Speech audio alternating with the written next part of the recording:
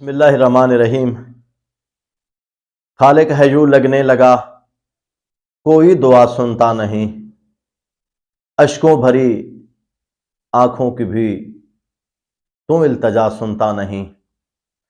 درد و الم کی رات ہے، صدیوں کے پہروں میں ڈھلی، خاموش اشکوں کی کوئی آہو بکا سنتا نہیں۔ حدیث نبوی ہے کہ غربت انسان کو اپنے شہر میں اجنبی بنا دیتی ہے۔ اب اس غربت کے خاتمے کے لیے جو خالق کا نظام تھا وہ کیا تھا کہ غریبوں کے لیے زکوٰۃ ہے۔ بیسیکلی یہ جو زکوٰۃ ہے ہمارے گندے مال کو پاک کرنے کے لیے ہے۔ اب ہوا کیا کہ یہ جو مال تھا گورنمنٹ کے کھاتے میں چلا گیا، تو بینک میں پیسہ جمع ہوتا ہے تو وہاں سے زکوٰۃ ماہ رمضان کے پہلے روزے کو نکل جاتی ہے۔ اب اس کی جو تقسیم ہے زکوٰۃ کی وہ کیسے ہوتی ہے وہ کسی کو بھی کوئی علم نہیں ہے۔ اب زکوٰۃ میں دے رہا ہوں اور میں بھی میرا پیسہ کسی اور جگہ پہ خرچ ہو رہا ہو، اسی لیے اسلام نے قریبیوں کا حق کہا ہے کہ جو ساتھ ہیں، جو پڑوسی ہیں، جو آپ کے رشتہ دار ہیں، انہی کے اوپر وہ ساری چیزیں زیادہ لگتی ہیں۔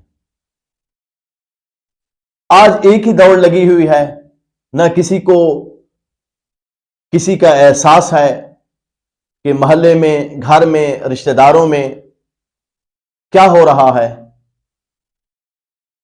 9 ماہ سے ایک ہی ورد کی طرح جیسے ایک سلسلہ ہوتا ہے چل رہا ہے کہ اسمبلیاں ٹوٹیں، اسمبلیاں بچ جائیں، استعفے منظور ہوں، استعفے نامنظور ہوں۔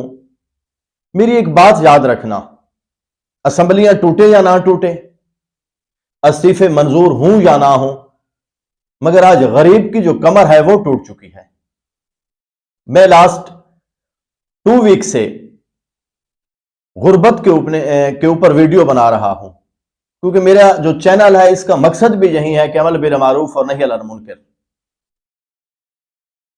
اور میری یہ جو چھوٹی باتیں ہیں میں بھی اقتدار کے ایوانوں تک تو نہ پہنچیں مگر وہ خالق کی بارگاہ میں ضرور پہنچیں گی۔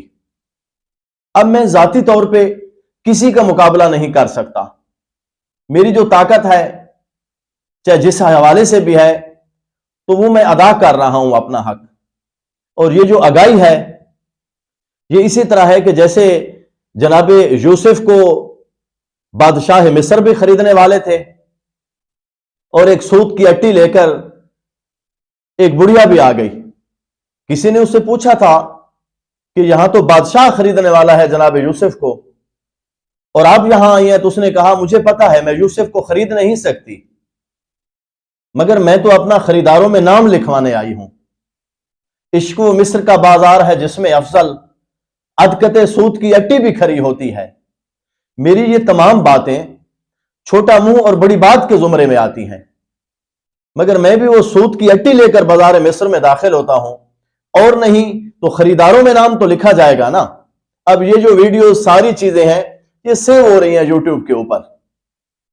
میں پہلے اس سے جو پریویس 2 ویڈیو آئی ہیں ان میں ریکویسٹ کی ہے گندم کے حوالے سے، اور ایک میڈیا ہاؤسز سے بھی میں نے درخواست کی ہے کہ کم از کم فرصت کسی کو ملے نہ ملے، کیونکہ جو گورنمنٹ کے کان ہوتے ہیں وہ ایک مفکر کہتا ہے کہ یہ ہاتھی کے کان ہوتے ہیں، یہ یہاں سے بات نہیں سنائی دیتے، ان کے لیے ہمیں اسلام آباد جانا پڑتا ہے، کیپٹل میں یا پھر صوبائی دارالخلافہ میں ہمیں جانا پڑتا ہے، تب کہیں جا کے یہ ہماری بات سنی جاتی ہے۔ اور یہ جو بڑے لوگ بیٹھے ہیں اینکر پرسن، خدا کے لیے ہفتے میں ایک دن آپ غریبوں کے لیے مختص کر دیں۔ اب پاکستان کا اس وقت سب سے جو بڑا مسئلہ ہے وہ غربت کا مسئلہ ہے۔ ہم لوگ ان کا مقابلہ نہیں کر سکتے جو اقتدار کے ایوانوں میں بیٹھے ہیں، یا آپ بھی نہیں کر سکتے، کم از کم اپنی آواز تو بلند کر سکتے ہیں۔ اکثر آپ نے دیکھا ہے یہ سوشل میڈیا پہ بات چلی ہوتی ہے کہ فلاں صحافی نے ایک پوائنٹ کو اٹھایا اور پھر ڈی سی او صاحب نے، ڈی پی او صاحب نے یا وزیر اعلیٰ صاحب نے اس کا نوٹس لے لیا۔ تو یہی نوٹس ہوتے ہیں ان کے، میں بھی ان کو اپنا جو ایڈوائزر ہے وہ بات نہ پہنچائے، जब आपकी बात कलेक्टिव होकर उनके पास जाएगी, किसी के पास जाएगी, और कुछ भी ना हो, कम से कम उसके ऊपर 50% भी अमल होता है, तो अमल तो जरूर होगा ना। मैं बेशक वो हक अदा नहीं कर रहा, मेरा हुसैन अभी करबला नहीं पहुंचा, मैं हुर हूं मगर लश्कर यजीद में हूं। जिंदगी इंतहाई मुख्तसर है, ये जो मन मिट्टी है इसके तले हमने दब जाना है, और फिर क्या होगा? ये जो सारी इस दुनिया के हम स्टेटस बनाने के चक्कर में, कितना स्टेटस हमारा रहेगा? जो आज है वो कल नहीं होगा, जो कल है वो अगले दिन नहीं होगा। और ये चोबा के दीमा खुर्दा की तरह एक इंसान की जो बॉडी है ये धड़ाम से नीचे गिर जाएगी, किसी को पता भी नहीं चलेगा। और ये दुनिया की चाशनी है, ये अजीजों अकारिब हैं, ये सारी चीजें हैं, आप लोग, मैं लोग, सारे ऐसे चल रहे हैं। मैं बिल्कुल ये नहीं कहता, मेरा जो चैनल है उसकी जो पहली डिस्क्रिप्शन है लिखा ही सिर्फ यही है कि अमर बिल मारूफ और नही अनिल मुनकर है। मैंने कभी आज तक एक वीडियो भी नहीं कहा कि मुझे सब्सक्राइब करें, ये करें, वो करें। मैं तो सिर्फ अपना पैगाम देना चाहता हूं। चाहे आपके पास जो मंथली एमबी बच जाते हैं, एमबी, उनसे भी आप सुन लें मुझे, मगर क्या है कि खुदा के लिए ये जो गरीब हैं, आप उनकी आवाज को जरूर बुलंद करें। आपके जो हाथ में ये मोबाइल है, इसको ऐसे ना समझे, यूजफुल बनाएं। और ये फायदेमंद उस वक्त हो सकता है जब आप किसी की आवाज बने। आप अपने बच्चों के लिए, वो कहता है कि मेरा जो बच्चा है वो फलां यूनिवर्सिटी में पढ़ रहा है, मेरा बच्चा फलां से एमबीबीएस कर रहा है, बेशक करता रहे, वो तो आपका हक है। अगर आप उन बच्चों की तरबियत नहीं करेंगे, ये सारी चीजें नहीं करेंगे, तो क्या होगा? वो तो आपका अपना हक है। और आप अनसरेबल होंगे क़यामत वाले दिन। आप ये सोचें कि आपके घर में आपका भाई का बच्चा है, आपके बच्चे से में भी ज़हीन हो, और आपकी वजह से, थोड़ी सी गाइडलाइन की वजह से वो आगे चला जाए।